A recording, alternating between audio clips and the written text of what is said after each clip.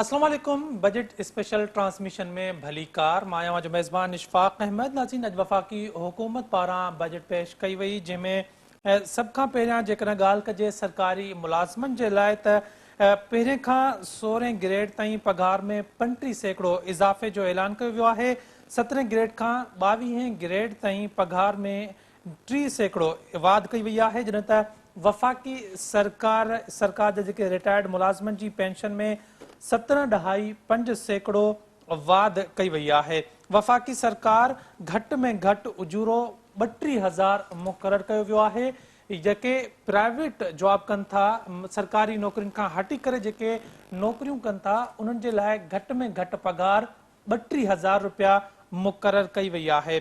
ملازمن جی پگارن میں اضافو جکو ہے وہ ایڈاک ریلیف الاؤنس کی صورت میں کیا ویو ہے. سرکاری ملازمن جی گھٹ میں گھٹ پینشن 10,000 میں ودھائے 12,000 مقرر کی وئی ہے.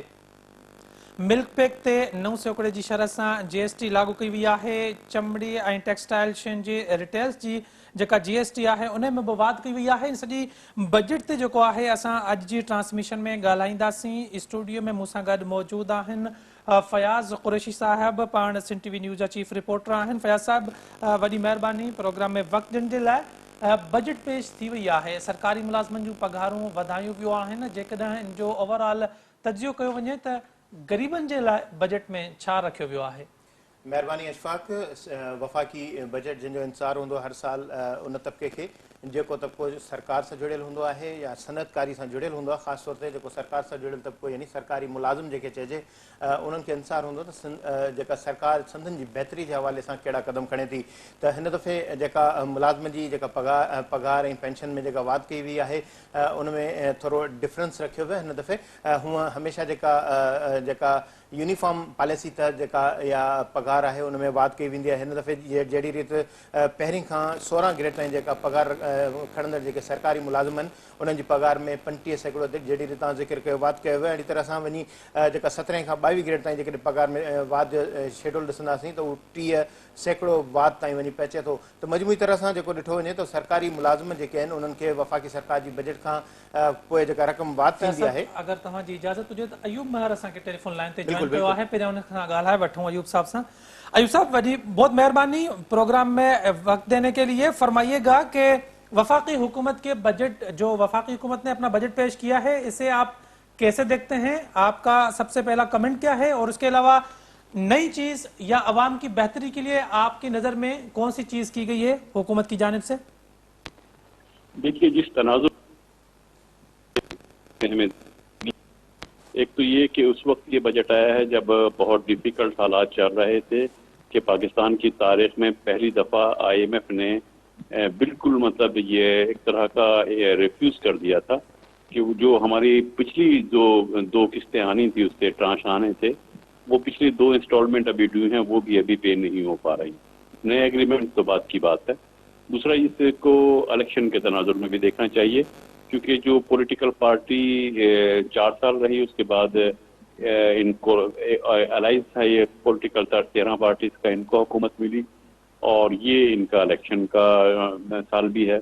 تو اس میں IMF کی کنڈیشن انہوں نے اگر کے مان لی تھی لیکن جو IMF نے اب مزید کنڈیشن لگائی تھی اگر وہ کنڈیشن مانتے ہیں تو پھر ڈیفینیٹلی ان کو اپنا ووٹ بینک لوز کرنا پڑتا. تو انہوں نے فرمائش کیا کہ پھر IMF کو بعد میں دیکھ لیں گے پہلے ہم بجٹ دے دیتے ہیں جس میں ہمیں پبلک کے ویلفیئر کے لیے زیادہ ہم جو پبلک کو بینیفٹ دے سکتے ہیں دے دیے جائیں. تو اس میں دیکھیں جو کچھ اسٹیپ ایسے لیے گئے ہیں کہ جیسے سرکاری ملازمین ہیں اور پینشن ہولڈرز ہیں ان کی سیلریز میں اور پینشن میں ایک کافی سگنیفیکنٹ اضافہ کیا گیا ہے. اگرچہ انفلیشن ریٹ بھی 30% کے لگ بھگ ہے لیکن اگر دیکھا جائے تو 35% جو ہے وہ 17 گریڈ تک اور اس کے بعد 35%. پھر اسی طرح پینشن میں ان کا عام طور پہ یہ پریکٹس ہے کہ جو جتنے % اضافہ تنخواہوں میں ہوتا ہے اس کا ہاف جو ہوتا ہے وہ پینشن میں ہوتا ہے. تو پینشن میں 17.5% اضافہ کیا گیا ہے. پھر ایک چیز انٹروڈیوس کرائی گئی ہے کہ پرائیویٹ سیکٹر میں بھی منیمم ویج جو ہے وہ 30,000 سے کم نہیں ہوگا.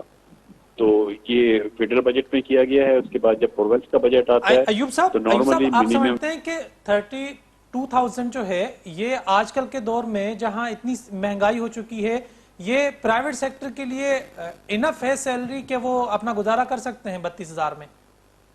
پرائیویٹ سیکٹر سے تو ڈیمانڈ جو آ رہی تھی وہ یہ تھی کہ اس کو فکس نہ کیا جائے. اس کی ایک میں آپ کو ریزن بتاتا ہوں کہ پرائیویٹ سیکٹر کا موقف اس کے بالکل الٹ ہوتا ہے. اس کی ایک ریزن ہے, بہت ویلڈ ریزن ہے, کہ ہوتا یہ ہے کہ جب آپ منیمم فکس کر دیتے ہیں تو بہت سارے امپلائیز ہیں. میں امپلائر فیڈریشن آف پاکستان کو بھی ریپرزینٹ کر رہا ہوں, federation Pakistan chamber of commerce industry میں بھی میں دیکھ چکا ہوں کہ یہی ایک موقف سامنے آتا تھا کہ جب ہم منیمم ویج کی بات کرتے ہیں تو بہت سارے امپلائیز پرائیویٹ سیکٹر میں ایسے ہوتے ہیں جن کی شاید ضرورت نہیں ہوتی, لیکن وہ ہم نے رکھے ہوئے ہوتے ہیں, انڈسٹریز میں رکھے ہوئے ہوتے ہیں, اس لیے ان کو ہائر کر دیا جاتا ہے کہ اس بہانے سے ان کی ایک مدد ہوتی رہے گی.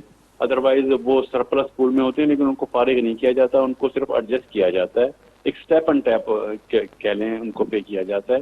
لیکن منیمم ویج سے بعض دفعہ یہ خطرہ پیدا ہو جاتا ہے کہ امپلائر جو ہوتا ہے وہ سوچتا ہے کہ اس پر تو میں نہیں رکھ سکتا تو پھر ان کو فارغ کر دوں, تو اس سے ہمیں بچنا ہوگا کہ ان کو فارغ نہ کیا جائے. یہ یقیناً 30 یا 40,000 بھی اگر ہو جاتا تو آج کے اس موجودہ مہنگائی میں وہ بالکل انف نہیں ہے, کسی صورت میں انف نہیں ہے. لیکن ہوتا یہ ہے کہ وہ جس طرح کی جابس ہوتی ہیں ان جابس میں وہ ساتھ ساتھ ورکر جو ہوتے ہیں کوئی پھر دوسرا بھی ان کا سورس ہوتا ہے.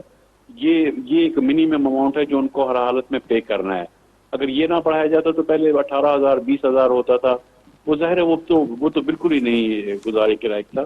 تو اگر 30,000 منیمم فکس کر دیا جائے کہ اور ان کے پاس ورکر کے پاس وہ وقت بچے تو وہ دوسری جاب یا کوئی دوسری ایکٹیویٹیز بھی اپنی کر سکتے ہیں, لیکن ان کو فارغ نہ کیا جائے. کم از کم ہمیں اس سے بچنا ہے کہ ان امپلائمنٹ نہیں ہونی چاہیے. ایوب صاحب یہ فرمائیے گا کہ یہ جو 2023-24 کا بجٹ ہے یہ ماضی کے بجٹ سے کس طرح مختلف ہے آپ کی نظر میں؟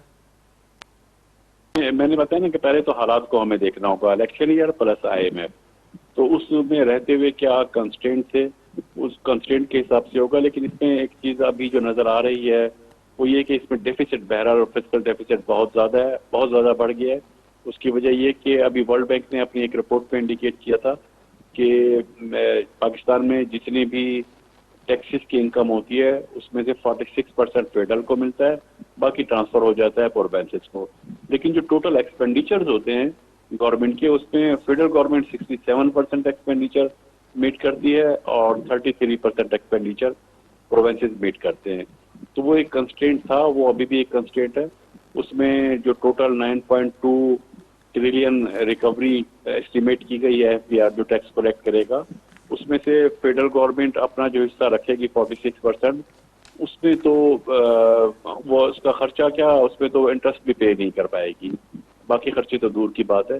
اس میں نان ٹیکس ریونیو ڈال دیں اگر وہ جمع کر دیں تو پھر بھی جو ڈیفیسٹ ہوتا ہے وہ کوئی 6.5% آف GDP ہے, جو بہت زیادہ ہے. یہ اتنا جو ڈیفیسٹ ہوتا ہے GDP کا وہ کنٹریز کی کنڈیشن جو ہے وہ بالکل بینکرپسی کی طرف لے جا رہا ہوتا ہے. اس میں اس صورتحال میں گورنمنٹ نے اس کو فائنانس کرنے کے لیے ظاہر ہے ایکسٹرنل فائنانسنگ کی صورتحال بہت اس وقت گمبھیر حالات ہیں. پاکستان کے لیے ایکسٹرنل فائنانسنگ پاسبل نہیں ہے ہائر انٹرسٹ ریٹ پر, اور اس ویلیو آف کرنسی جو ہماری ڈومیسٹک ویلیو آف ڈالر ہے اس پر پاسبل نہیں تھی. تو ڈومیسٹک پر زور دیا ہے کہ ڈومیسٹک بارونگ کریں گے. ڈومیسٹک بارونگ اس لحاظ سے بہرحال نقصان دہ ہوتی ہے کہ ڈومیسٹک بارونگ کا مطلب ہے جو لوگوں کی سیونگز ہیں جو بینک میں پیسے رکھے ہوئے ہیں وہ ہمارے بجٹ ڈیفیسٹ کو فائنانس کریں گے. وہ اگر بجٹ ڈیفیسٹ کو فائنانس کریں گے اس سے دیکھیں دو کانسیکوینسز ہوں گے. ایک کانسیکوینس یہ ہوگا کہ وہ پیسے انڈسٹری میں یوز ہونے چاہیے, انویسٹمنٹ کے لیے یوز ہونے چاہیے. جب وہ پیسے انویسٹمنٹ میں یوز نہیں ہوں گے, بینک کا پیسہ انویسٹمنٹ میں نہیں جائے گا, انڈسٹریلائزیشن نہیں ہوگی, تو جاب اپارچونیٹیز کریٹ نہیں ہو سکیں گی. یہ وہ پیسہ گورنمنٹ یوز کر رہی ہوگی. یہ اس کا پہلا نقصان ہے. دوسرا نقصان یہ کہ اس وقت جو ریٹ آف انٹرسٹ چل رہے ہیں 21% تو مانیٹری پالیسی کا انٹرسٹ ریٹ ہے. بینک جب لینڈنگ کرتا ہے تو اس میں 2-3% اپنا حصہ رکھتا ہے, بڑھا دیتا ہے. تو وہ جب بینک سے 21% سے زیادہ پر گورنمنٹ لون لے گی تو گورنمنٹ کو جب واپسی کرنی ہوگی نا, یہ انٹرسٹ ریٹ پے کرنا ہوگا, تو گورنمنٹ کی کوئی فیکٹری نہیں ہوتی. گورنمنٹ وہ کہاں سے دے گی؟ گورنمنٹ ظاہر ہے ٹیکس بڑھائے گی فیوچر میں, ٹیکس سے پیسے کلیکٹ کر کے پھر وہ بینکوں کے پیسے और इंटरेस्ट जो है वो पे करेगी। तो ये इस तरह से फ्यूचर में यकीनी तौर पे नुकसान होगा। लेकिन इस बजट की खास बात जो है वो यही नज़र आ रही है कि इन्होंने इस साल को किसी तरह से मैनेज किया है, बेसिकली डिफ़िकल्ट हालात में मैनेज किया है। इसको ये नहीं कह सकते कि ये कोई इकोनॉमी के लिए कोई एक एग्रेसिव सूरत हाल पैदा करेगा या इससे इकोनॉमी एग्रीवेट करेगी। ग्रोथ रेट का जो एस्टिमेट दिया है 3.5%, वो तो जो हमारा रिक्वायर्ड रेट है मिनिमम 7%, उसका हाफ है। 3.5 का मतलब है कि जो ग्रोथ होगी उस ग्रोथ से पॉवर्टी पाकिस्तान में कम नहीं होगी, एम्प्लॉयमेंट क्रिएट नहीं होगी। वो बहुत ही मिनिमम रिक्वायर्ड से भी कम रेट है और उस रेट ऑफ ग्रोथ पर जाहिर है कि उस रेट ऑफ ग्रोथ पर कोई इकोनॉमिक डेवलपमेंट पॉसिबल ही नहीं है। अयूब साहब हमारे साथ मौजूद रहिएगा। फयाज साहब, जी अयूब साहब भी गाल कन पिया त IMF वारो प्रोग्राम मुल्की जका सूरत हाल है उनके नज़र में रखंदे हिन वक्त जका बजट अवां ॾिठी आहे, ज़ाहिर माज़ी में भी अवां बजटुनि खे ॾिसंदा रहिया आहियो, त अवांखे छा थो लॻे त ही का बजट बहितर बजट आहे या इन सां महांगाई में अञा वाधारो थींदो? अशफाक ॾिसो, इसाक़दार तकरीर कंदे शुरूआत हितां कई त ही हिन वक़्तु जेको इलेक्शन जो साल आहे, पर जेका मुल्क जी जेका माशी सूरत हाल आहे, हिन सूरत हाल में असांखे ज़ाहिर हुकूमत वेंदे वेंदे चाहींदी आहे त इलेक्शन बजट ॾे अवाम खे वधि खां वधि रिलीफ ॾियण जी कोशिशि करे। पर हिन जेके मुल्क जी जेके माशी हालतूं आहिनि, ख़ासि तौर ते जेका पॉलिटिकल अनस्टेबिलिटी थी, ख़ासि तौर ते जेको 9 मई वारा वाक़िया थिया, उन ते बि उन पंहिंजे ख़िताब में ॻाल्हि बि कई जेतोणीकि, पर जेको सॼो साल जेको मुल्क में सूरत हाल रही, उन में ज़ाहिर जेका इकनॉमी मुल्क जी इंतिहाई हद ताईं किरी वई।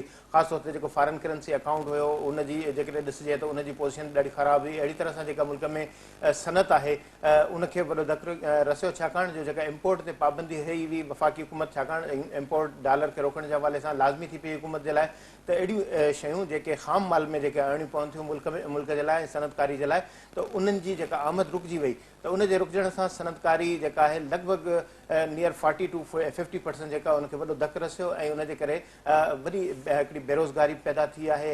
हिकिड़े पासे गुरबत आहे, माशी हालतूं ख़राबु आहिनि, ॿिए पासे जेकॾहिं सनतकारी बंदि थिए थी त उन में हिकिड़ो जेको महांगाई जो हिकिड़ो भुत आहे, उन में माण्हुनि जे लाइ हिकिड़ो जीअण वॾो मसइलो थिए थो। त इलेक्शन बजट हुजण जे नाते सां हुकूमत काफ़ी रिलीफ ॾियण जी कोशिशि ज़ाहिर कंदी आहे, पर हिन बजट में इहो सिलसिलो घटि नज़र आयो, छाकाणि जो हिन वक़्तु जेका GDP जी जेका सूरत हाल आहे, पाण ईअं माशी वारनि सां जेकॾहिं बहस कंदा आहियूं प्रोग्राम में, त उन्हनि जो चवणु त हुकूमत चए थी त 0.29% जी जेका शरह बीठल आहे, अगरि जेकॾहिं उहा उनखे अगरि जेकॾहिं असां जेकॾहिं जाचियूं त उहा उन बुनियाद ते न आहे, बल्कि हिन वक़्तु मनफ़ी में आहे, उहा बि 2 या 3 पॉइंट ताईं लॻभॻि पतल आहे। ज़ाहिर हुकूमत जॾहिं बजट पेश कंदी आहे त अंगनि अखरनि जी गोरख धंधो हूंदो आहे, ऐं गोरख धंधे में कोशिशि कई वेंदी आहे त अहिड़ा अंग अखर ॾिना वञनि जो अवाम खे मुतमिन कजे ऐं जेका माशी सूरत हाल आहे उन ते माण्हुनि खे ॾेखारिजे त ज़ाब्तो अची वियो आहे। बहरहाल मजमूई तरह सां वरी बि ॾिसिजे त काफ़ी अहिड़ियूं शयूं आहिनि जेके बहितर बि आहिनि, पर उनजे बरस खे जेकॾहिं ॾिठो वञे त सुपर टैक्स हिन वक़्तु जेका लागू कई वई आहे, ज़ाहिर वॾी आमदनी वारनि जे लाइ आहे। टैक्स फ्री जेकॾहिं पाण बजट खे कैलकुलेशन हमेशह कंदा रहंदा आहियूं, पर उन में जेकॾहिं ॾिठो वञे त काफ़ी कुझु इस्म आहिनि जिन में टैक्स घटि बि कई वई आहे, छूट बि ॾिनी वई आहे, पर इन जी बुनियाद ते वरी सुपर टैक्स जे नाले ते हिकिड़ो टैक्स लॻायो वियो आहे, जेको हिकिड़ी नई टैक्स आहे। ज़ाहिर इन ते बि जेको सनतकार तबिको आहे या जेको सरमाएदार या सीड़पकार या जेको तबिको जेको माली तौर ते मुस्तक़िम आहे, उन्हनि जे मथां टैक्स लॻंदो, उहो दाऊं कंदो, उहो बजट खे तनक़ीद जी निगाह सां ॾिसंदो। अहिड़ी तरह सां जेको ज़रई पैकेज जे हवाले सां हुकूमत जेके कोशिशूं कयूं आहिनि, उनखे बि जेकॾहिं पाण ॾिसूं त उहो पॉज़िटिविटी आहे। गुज़िरियल बजट में बि इन हवाले सां अॻिभराई कई हुई ऐं हिन दफ़ा बि जेको कोशिशि कई वई आहे त जेके ज़रई जेको शोबा आहिनि उन्हनि खे जेको अॻिभराई हथी ॾिजे, छाकाणि हिन जेकॾहिं ॾिठो वञे त हिन ॿोॾि वारी सूरत हाल खां पोइ जिते $30 अरब जो नुक़सानु थियो मुल्क खे माशी तरह सां, पर उन जे मुक़ाबले में जेका बम्पर क्रॉप्स सिंध में बदतरीन सूरत हाल जे बावजूद बि हुकूमत जे क़दमनि सां फसल लथा ऐं अहिड़ी तरह सां कमंद जो ओवरऑल अगरि जेकॾहिं पाण जाइज़ो वठूं त उन जे फसल में बम्पर क्रॉप्स जेके उहे हासिल थिया आहिनि, त ज़रायत खे हथी ॾियण जे हवाले सां जेके सरकार जा जेके क़दम आहिनि उन्हनि खे पॉज़िटिविटी में जेकॾहिं ॾिसिजे त उहो बहितर आहे। ऐं अहिड़े तरीक़े सां मुल्क में 2 शोबा आहिनि जिन खे अगरि जेकॾहिं हथी ॾिजे, हिकिड़ो सनत साज़ी आहे, ॿियो ज़राअत आहे। उहे पाकिस्तान काउंट थींदो आहे त असां ज़रई मुल्क आहियूं, पर असांजी टेक्सटाइल जेका मुल्क खे 40% जे लॻभॻि जेको फॉरेन करेंसी अकाउंट में वॾो फ़ाइदो ॾींदी आहे, असां एक्सपोर्ट ज़्यादा कंदा आहियूं, त उन एक्सपोर्ट खे जेको हथी ॾियण में हुकूमत काफ़ी मुश्किलातुनि जो शिकार थी ऐं सनतकारी जेका उनखे धकु लॻो। बजट ते जेको पाण वधीक बि ॻाल्हाईंदासीं, मूंखे ब्रेक जे लाइ चयो पियो वञे त पाण हिते स्पेशल ट्रांसमिशन में ब्रेक था वठूं, ब्रेक खां पोइ बजट ते जेको ॻाल्हाइण जो सिलसिलो आहे उहो जारी रखंदासीं।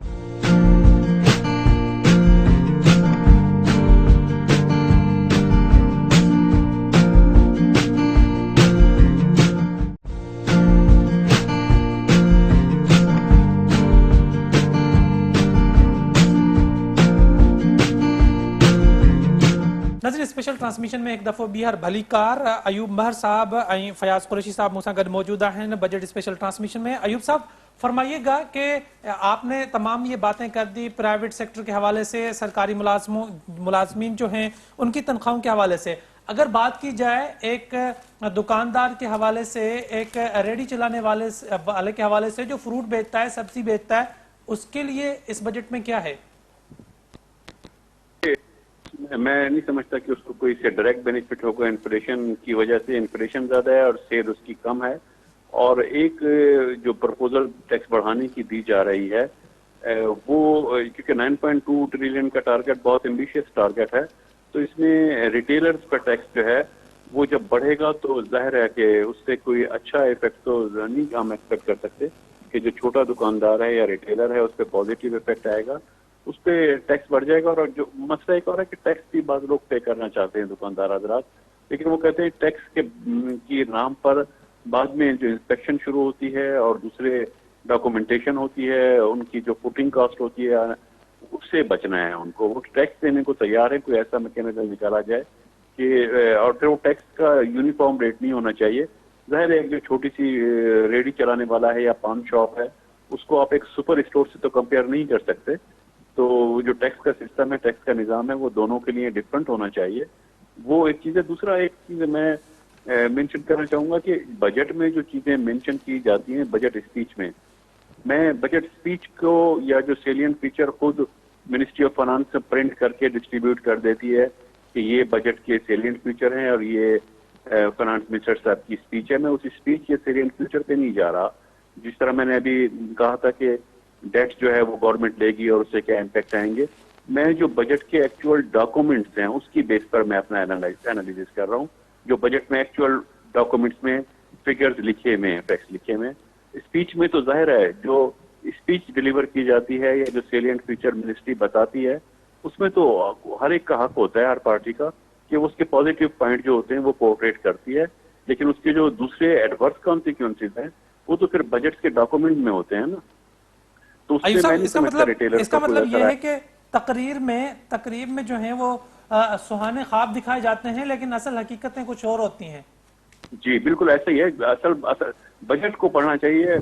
तकरीर की हद तक तो तकरीर सुन ली, इवन जो salient future ministry of finance देती है कि इस बजट में ये हैं, वो तो ज़ाहिर पोर्ट्रेट करते हैं पॉजिटिव चीज़ों को।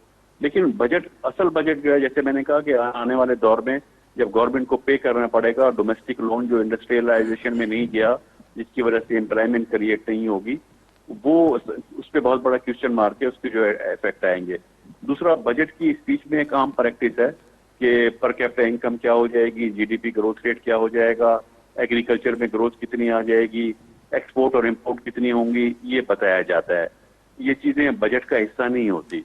बजट बेसिक जो डॉक्यूमेंट है वो तो ये है कि पैसे कहाँ से आएंगे और कहाँ खर्च होंगे। ये जो चीजें हैं, पर कैपिटा इनकम ग्रोथ या अयूब साहब आखिर में ये फरमाइएगा कि हुकूमत ने जो सुपर टैक्स आयद किया है, जिनकी आमदनी सालाना 1 करोड़ से ज्यादा है, उन पर सुपर टैक्स इंपोज किया जा रहा है। आप हुकूमत के इस इकदाम को अप्रिशिएट करते हैं या आप समझते हैं कि ये सुपर टैक्स जो है वो इंपोज नहीं करना चाहिए था हुकूमत को? नहीं, ये सही है। मतलब है ज्यादा आमदनी वालों से अगर 1 करोड़ से ज्यादा वालों से कुछ ज्यादा टैक्स ले रहे हैं डिफिकल्ट हालात पे, ये पूरी दुनिया में होता है, वो डायरेक्ट टैक्स है। डायरेक्ट टैक्स को मैं हमेशा आपके भी प्रोग्रामों में अप्रिशिएट करता रहा हूँ कि जो ज्यादा कमा रहा है उससे उसी हिसाब से ज्यादा टैक्स ले लिया जाए, बजाय जीएसटी बढ़ाएं और इन्फ्लेशन क्रिएट करें उनसे ले लिया जाए। लेकिन उस पर जो क्वेश्चन आ रहा है, क्वेश्चन मार्क है, जिसकी वजह से उसमें ज्यादातर बैंक आएंगे और दूसरी बड़ी कंपनीज आएंगी जो एक हद से ज्यादा जिनके प्रॉफिट्स हैं। लेकिन उसमें मसला सिर्फ ये आ रहा है कि बैंक की तरफ से और दूसरे अदारों की तरफ से आ रहा है कि जिस चीज पर एक दफा टैक्स लग जाए कॉन्स्टिट्यूशन के मुताबिक, वो एक चीज पर 2 दफा टैक्स नहीं लगाया जा सकता, क्योंकि वो इनकम टैक्स ऑलरेडी दे रहे हैं। इनकम टैक्स पे फिर टैक्स लगाना, तो माजी में ये होता रहा है कि फिर सुप्रीम कोर्ट ने इस तरह के टैक्सेस को खत्म कर दिया था। तो अब पता नहीं इन्होंने ग्राउंड वर्क किया है, उसको किस तरह से ये बजट में लाएं और किस तरह से उसका मैकेनिज्म बनाएंगे कि वो फिर फिजिबल मैकेनिज्म हो, वो इम्प्लीमेंट भी हो सके। क्योंकि कॉन्स्टिट्यूशन के तहत एक ही चीज पर 2 मुख्तलिफ नामों से टैक्स कलेक्ट नहीं किया जा सकता। अयूब साहब बहुत शुक्रिया प्रोग्राम में वक्त देने के लिए। फयाज साहब जीअं सुपर टैक्स के हवाले से ॻाल्हि पई थिए या बाक़ी जेके टैक्स इम्पोज करण के हवाले से ॻाल्हि पई थिए त ज़ाहिर आहे उन टैक्स लगाइण जो डायरेक्ट या इनडायरेक्ट जेको आहे उहो असर आम आवाम या गरीब तबके ते पवंदो आहे। ज़ाहिर आहे उन्हनि खे ख़रीदारी जेका बि करणी हूंदी आहे जिते मथे टैक्स लॻंदो त रेट वधंदा ऐं रेट वधंदा त ज़ाहिर आहे उहो आवाम जेको आहे गरीब आवाम जंहिं वटि आमदनी अॻी घटि आहे उहो कीअं सर्वाइव कंदो। वरी त जेके आम दुकानदार आहिनि या जेको पान वारो आहे या सब्जी वारो आहे फ्रूट वारो आहे उन जे लाइ त कुझु बि न आहे न, मथां खां अञा टैक्स जेके आहिनि उहे वधीक आयत थींदा ऐं उन सां महांगाई अञा वधंदी। बिल्कुलु अशफाक ॾिसो न, ज़ाहिर आहे मुल्क हलण जे हवाले सां टैक्स ई हिकिड़ो अहिड़ो जुज़ आहे जंहिंसां आमदनी जो हिकिड़ो ज़रियो पैदा थींदो आहे। हिन वक़्तु मुल्क जहिड़े अंदाज़ सां IMF जी जेके जकड़ में आहे विकोड़ियल, त उन में ज़ाहिर 7,300 जे लॻभॻि जेको ॿुधाए वञे 7,300 या 7,800 जे क़रीब जेको कर्ज़ आहे उन जे मद में रक़म वापसि करणी। हाणे हेॾी वॾी सारी जेकॾहिं रक़म वापसि करणी त यानी बजट जो लॻभॻि वॾो हिकिड़ो हिसो जेको आहे टैक्स जे मद में जेको वसूल थींदो उहो कर्ज़नि जी जेका आहे उहा बोझ जेको आहे उन में असांखे ॾियणो पवंदो। टैक्स जेको उगाइण जो हदफ़ हिन वक़्तु 9,200 अरब रुपया रखियो वियो आहे। मजमूई तरह सां जेका सिधी जेका टैक्स जो खातो आहे उहो 37 अरब 59 खरब अरब रुपया लॻायो वियो आहे। अणसिधी रीति जेका टैक्स जो खातो 54 खरब 41 अरब रुपया लॻायो वियो। ज़ाहिर हाणे जेका अणसिधी जेका टैक्स आहे उन में मुख़्तलिफ़ शयूं, मिसाल जेकॾहिं असां बाज़ार मां का बि शइ साबुण ख़रीद था कयूं या टूथ ब्रश आम रवाजी ॻाल्हि कंदा आहियूं पाण, त इहे नंढियूं शयूं जेकॾहिं वठंदा आहियूं हिकिड़ो जेकॾहिं ॿाहिराड़ी ॻोठ में वेठल जेकॾहिं माण्हू आहे असां इहो चऊं त उहो टैक्स नथो ॾे त उहो बि सिधी सही जेका टैक्स आहे उन दायरे में अचे थो। हर माण्हू टैक्स ॾिए थो, को माण्हू टैक्स सां बचे नथो। पर हाणे ॻाल्हि इहा त पाकिस्तान जी जेका फाइनेंशियल कंडीशन आहे उन में जेकॾहिं हुकूमत टैक्स नथी लॻाए त इहे कर्ज़ वापसि करण वारो वॾो मसइलो आहे। हिन वक़्तु IMF जे चुंगल में जहिड़े अंदाज़ सां पाकिस्तान फाथल हुयो उन मां ज़ाहिर हिकिड़ो मुआइदो न थी सघियो, त उन मां आर्ज़ी तौर ते निकितल आहे। पर वरी पाकिस्तान खे IMF वटि वञिणो पवंदो ऐं नई जेका उन्हनि सां हिकिड़ी पैच वर्क करण वारी ॻाल्हि जेकॾहिं पाकिस्तान हिन वक़्तु IMF सां मुआइदे में न हुजे हा ऐं ॻाल्हियूं कामयाब थी वञनि हा, तव्हां सम्झो था त बजट ईअं ई हुजे हा या बजट अञा काफ़ी तब्दील हुजे हा? ज़ाहिर अगरि जेकॾहिं पाकिस्तान IMF वटि न वञे, हिन ज़ाहिर वियो ई न आहे, हाणे जेको मुआइदो डिसकंटिन्यू थियो आहे, हाणे ज़ाहिर असां उन्हनि खां कटिजी विया आहियूं। पर असांखे पंहिंजे इकोनॉमी खे हलाइण जे लाइ उन्हनि वटि वञिणो पवंदो। छाकाणि जो अगरि जेकॾहिं समूरो इहो बोझ जेको ऐं जेकॾहिं अवाम जे मथां पवंदो, अगरि जेकॾहिं इहो जेको कर्ज़ असां वापसि था कयूं त उनखे डिसबैलेंस खे असां कीअं कंदासीं। छाकाणि हीउ बजट जेको आहे इहे खोट वारी बजट आहे ऐं खोट जे नाले में जेके पैसा रखिया विया आहिनि उहो बि लॻभॻि इहो ई आहे जेको रक़म असांखे वापसि करणी आहे। हाणे इहा जेका रक़म आहे जेकॾहिं वापसि करणी आहे ऐं असां फिगर बि कोट कई आहे त ज़ाहिर उहा किथां ईंदी। हिकिड़ा पैसा असां वठूं था कर्ज़ में, वरी उनजे बदिले में जेको असां अदा कयूं था व्याज जी मद में उहा बि इहे साॻी रक़म हुजे थी। बहरहाल स्टेबल करण जे हवाले सां पाकिस्तान खे उन अहिड़ा रस्ता अख़्तियार करणा पवंदा। ख़ासि तौर ते जेकॾहिं IT वारो जेको शोबो आहे उन में हुकूमती बहितर क़दम खयो आहे। नौजवाननि खे टैक्स खां आजो करार ॾिनो, छाकाणि जो नौजवान जेको अॼु जो यूथ जेको आहे उहो IT जी सनत सां जुड़ियल आहे। उहो सिधो $100 में जेका आमदनी जेका आहे उहो मुल्क में मुंतक़िल करे थो। पाकिस्तान अगरि जेकॾहिं असां आम रवाजी तौर ते हिकिड़ी ॻाल्हि कंदा आहियूं त पाकिस्तान जे हेतिरा मेंबर आहिनि असेंबली जा या हेतिरा वॾा ऑफिसर उन्हनि जी पघारूं घटि करे छॾियूं त असां सभु कर्ज़ लही वेंदा। इहो चवणु हिकिड़ो आसान आहे, पर उन जे मुक़ाबले में असांखे पाकिस्तान जी जेका इनकम आहे उहो रुपए में असां उहो छापींदा आहियूं। पर जेकॾहिं असांखे दुनिया खां जेकॾहिं सामान वठिणो पवंदो त उन लाइ असांखे डॉलर खपंदो। केॾा बि असां छापे छॾियूं नोट, खरबे जेको हज़ार जेको असां छापे छॾियूं नोट, पर असां जेकॾहिं डॉलर न हूंदो त दुनिया सां असां ॻंढिजी न सघंदासीं। त उनजे लाइ असांखे अहिड़ा क़दम खणणा पवंदा जेको एक्सपोर्ट जो जेको शोबो आहे उनखे हथी ॾियणी पवंदी ऐं IT वारो जेको शोबो आहे उनखे हथी ॾियणी पवंदी। छाकाणि नौजवान जेको सिधी जेको बिज़नेस करे थो डॉलरनि में जेका रक़म अचे थी ऐं ॿियो ख़ासि तौर ते जेके रेमिटेंसिस जेके थींदा या ख़ासि तौर ते जेके ओवरसीज़ जेके पाकिस्तान जेको नाणो मोकिलीनि था, त इहे 3 जेके सेक्टर आहिनि उन्हनि खे अगरि जेकॾहिं असां हथी ॾींदासीं त पाकिस्तान न सिर्फ़ु दुनिया सां गॾिजी सघंदो बल्कि तिजारत खे हथी मिलंदो। सोलर जे हवाले सां जेकॾहिं ॻाल्हि कजे त पाकिस्तान जीअं एनर्जी जो क्राइसिस पाकिस्तान में या लोड शेडिंग वधीक हूंदी आहे ऐं पाकिस्तान खे हाणे माना सोलर ते जेको आहे ते चेंज कयो पियो वञे त जीअं पाकिस्तान वधि में वधि बिजली सोलर पैनल मां हासिल करे त उन ते बि जेके कस्टम ड्यूटीज़ आहिनि उहे ख़तमु कयूं वियूं आहिनि। बैटरी जी तयारी जे जेके हवाले सां कचे माल तां ड्यूटी ख़तमु कई वई आहे ऐं सोलर पैनल जी मशीनरी ॿाहिरां घुराइण तां बि ड्यूटी ख़तमु कई वई आहे। त अव्हां सम्झो था त हुकूमत इन हवाले सां संजीदगी सां जेके आहे क़दम खणणु पई वञे त जीअं पाकिस्तान में जेको लोड शेडिंग वारो मसइलो आहे, जेकॾहिं बिजली प्रोडक्शन पाकिस्तान जी एतिरी न आहे त सोलर जे ज़रिए वधि में वधि सोलर पैनल जेके आहिनि मुख़्तलिफ़ इलाइक़नि में, जीअं सिंध हुकूमत ऐलान कयो आहे त मुख़्तलिफ़ एरियाज़ में हू सोलर पैनल जेको आहे प्लांट वग़ैरह लॻाईंदा, त अव्हां सम्झो था त इन हवाले सां पाकिस्तान में एनर्जी जो क्राइसिस उहो घटिजी सघे थो?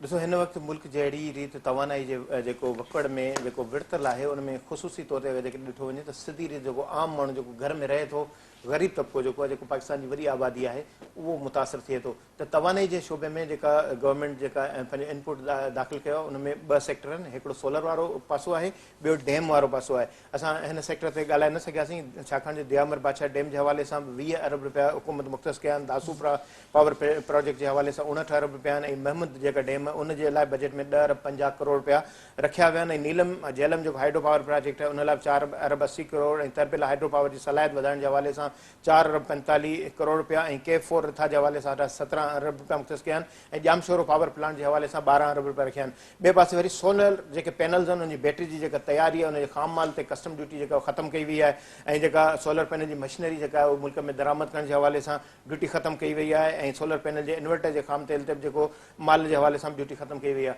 हाणे इन सां इहो थींदो, हिकु त जहिड़ी रीति पाण ॻाल्हि कईसीं, सिंध हुकूमत 2 लख माण्हुनि खे हिन साल प्रोग्राम जोड़ियो आहे, त सोलर जा जेके मनसूबा लॻाया वेंदा उनजे लाइ 1212 शायदि मुंहिंजे ख़्याल में एकड़ ज़मीन मुख़्तस कई अथनि, ऐं 2 लख माण्हुनि मां 43,000 जे लॻभॻि जेको कराची शहर में जेके माण्हुनि खे सोलर पैनल जेके सरकार सतह ते जेके बेनज़ीर इनकम सपोर्ट प्रोग्राम में लिस्ट में अचनि था उन्हनि खे ॾियण जे हवाले सां प्लान। हाणे उनजे लाइ कीअं प्लान जोड़ियो अथनि, किस्तुनि ते ॾींदा, फ्री में ॾींदा, इहो अलॻि प्रोजेक्ट आहे। अहिड़े तरीक़े सां माना इहो तवानाई जे मथां जेको असांजो जेको बोझ आहे घरेलू या जेको इंफ्रास्ट्रक्चर जेको सरकारी आहे, जंहिंमें अस्पताल आहिनि, ख़ासि तौर ते 10 वॾी अस्पतालूं आहिनि जिन खे सोलर ते मुंतक़िल कयो आहे, त उहो हिकिड़ो त दबाव घटिबो, हिकिड़ो त जेको इम्पोर्ट जो जेको बिल आहे उन ते घटिताई ईंदी। जहिड़ी रीति मूं ॻाल्हि कई त डॉलर असांखे खपे, छाकाणि कुझु अहिड़ी ज़रूरतूं आहिनि जहिड़ी रीति असां ज़रायत पैदा कयूं था त असां ॿियनि मुल्कनि खे ॾेई सघूं था, डॉलर कमाए सघूं था। टेक्सटाइल आहे त असां मोकिले सघूं था, इन जे मुक़ाबले में पर ॾे मां नाणू कमाए डॉलर कमाए सघूं था। त इन हवाले सां जेकॾहिं सोलर पैनल जेकॾहिं ॿाहिरां घुराइबो त ज़ाहिर डॉलर ई ॾिबा, पर उन सां इहो थींदो जो आवाम खे रिलीफ मिलंदो, जेको माण्हू ग़रीब जेको बिजली जी हिन गर्मी जी मुश्किल सूरत हाल में तकलीफ़ जो शिकार आहे, उहो पंहिंजे घरनि ते मुफ़्त जी बिजली हासिल करे सघंदो। त इन हवाले सां जिते सिंध हुकूमत 2 लख माण्हुनि खे बिजली ॾियण जे हवाले सां सोलर जो मनसूबो जोड़ियो, अहिड़े नमूने सां वफ़ाक़ खे टारगेट फोकस करणु खपे त हर सूबे में घटि में घटि 2 लख माण्हू जेके आहिनि साल में उन्हनि खे ॾियणु घुरिजे सोलर पैनल जे हवाले सां सब्सिडी, ऐं उन खां पोइ इहो टारगेट वधाईंदा त असां जेके मुल्क जा जेके डेमुनि जे मथां बिजली जा मनसूबा आहिनि उन्हनि ते लोड घटिबो, ऐं जेको फॉरेन जेको फ्यूल जो जेको दबाव आहे उन ते बि घटाई थी, ऐं माण्हू जेको लोड शेडिंग जे अज़ाब में मुब्तला आहे हुकूमत जे मथां हिकिड़ो त एहतिजाज जो जेको सिलसिलो उहो घटि थींदो, ऐं पॉज़िटिविटी इहा थींदी जो ॿियो जेको ज़रई जेको असांजा जेके ट्यूबवेल्स आहिनि उन्हनि खे बि जेको सोलर ते मुंतक़िल करण सां जेका ज़रई उपत आहे उन में बहितरी ईंदी। त इहो हिकिड़ो प्लान आहे वफ़ाक़ी हुकूमत जो, त मुंहिंजे ख़्याल में इहे बहितर आहिनि। ऐं कुझु जहिड़ी तरह सां डायपर्स जी मैन्युफैक्चरिंग आहे या ॿिया शोबा आहिनि उन्हनि में बि हुकूमत टैक्स जी छूट जेका ॾिनी आहे उन सां हिकिड़ो जेको पॉज़िटिव वे हिकिड़ो जेको उहो हासिलु थींदो। अहिड़े नमूने सां खीर जे मथां जेका टैक्स लॻाई वई आहे, जेको मिल्क पैक आहिनि, आख़िर में टाइम सफ़ा मुख़्तसिर आहे त बोर्ड वारनि इलाइक़नि में जेको आहे या जेका बोर्ड सां तबाही आहे उन हवाले सां या उतां जे इंफ्रास्ट्रक्चर जे लाइ हुकूमत को मनसूबो, को प्लान, का बजट वग़ैरह रखी आहे? बिल्कुलु वफ़ाक़ी हुकूमत बि इन हवाले सां हिकिड़ी तजवीज़ ॾिनी हुई। कल्ह बि जेको सर्वे जे वक़्तु जेको वज़ीर अज़म खे सर्वे रिपोर्ट पेश कई हुई उन हवाले सां इसाक डार उते कल्ह इहो ॿुधायो। हिन ज़ाहिर असां बजट तक़रीर हले पई उन में इहो ज़िक्र ज़ाहिर कयो हूंदो इसाक डार, पर मुंहिंजे ख़्याल में त इन हवाले सां बि जेको वफ़ाक़ी हुकूमत जो हिकिड़ो मनसूबो आहे उन में कुझु शायदि 38 या 380 जी फिगर मुंहिंजे ख़्याल में आहे अरब मुख़्तस करण जे हवाले सां, जंहिंमें स्कूल, सिहत जेके मर्कज़ आहिनि या माण्हुनि जी इंफ्रास्ट्रक्चर जी बहाली आहे या ज़रई लोन आहे या बेनज़ीर इनकम सपोर्ट जेको प्रोग्राम आहे उन में इन मनसूबे खे शामिलु कयो वियो आहे। अहिड़ी तरह सां सिंध हुकूमत ज़ाहिर सुभाणे बजट पेश कंदी त उन में बि सिंध हुकूमत जो इहो मनसूबो आहे त स्कूल ऐं अस्पतालूं उन्हनि जी बहाली, नए सिर सां इमारतुनि जी तामीर थींदी, इंफ्रास्ट्रक्चर बहाल थींदो, ऐं ख़ासि तौर ते जहिड़ी तरीक़े तव्हां ॾिठो त बाण ऐं ॿिज जी मद में 5000 रुपया फ़ी एकड़ जी रक़म ॾिनी वई, ऐं घरनि जोड़ण जे हवाले सां 3 लखनि ताईं जी जेका रक़म आहे 6 क़िस्तुनि में ॾियण जे हवाले सां प्लान जोड़ियो वियो। त ज़ाहिर वफ़ाक़ी हुकूमत बि इन में सिंध हुकूमत सां सहकार जो यकीन ॾियारियो, इम्कान आहे त इन हवाले सां बाज़ाब्ता तौर ते बजट में ऐलान शामिल हूंदो। फयाज़ कुरैशी साहब, बड़ी मेहरबानी। अयूब महर साहब असनगर मौजूद हुआ। अयूब साहब, आपका भी बहुत शुक्रिया प्रोग्राम में वक्त देने के लिए। नाज़रीन, बजट स्पेशल ट्रांसमिशन में असां ज़िक्र कयोसीं जेके हुकूमत अंग खर ज़ाहिर कया आहिनि तकरीर में उन हवाले सां त सरकारी मुलाज़िमनि, प्राइवेट मुलाज़िम ऐं जेके मुख़्तलिफ़ टैक्स आयद कया विया आहिनि, इम्पोज़ कया विया आहिनि, जेका टैक्स छूट ॾिनी हुई आहे इन हवाले सां जेके भी कुछ अहम नंबर हुआ उहे पंहिंजे साम्हूं रखियासीं। स्पेशल ट्रांसमिशन में एतिरो ई। पंहिंजे मेज़बान इशफाक़ अहमद के लिए इजाज़त। अल्लाह हाफ़िज़।